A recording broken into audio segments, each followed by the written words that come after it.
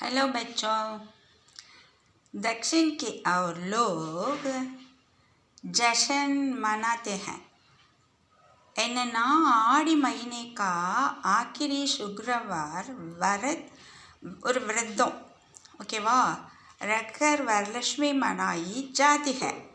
यह हमारे घर के पूजा कक्ष में एक उत्सव है।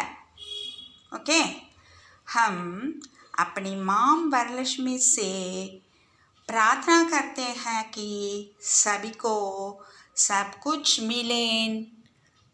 धन्यवाद।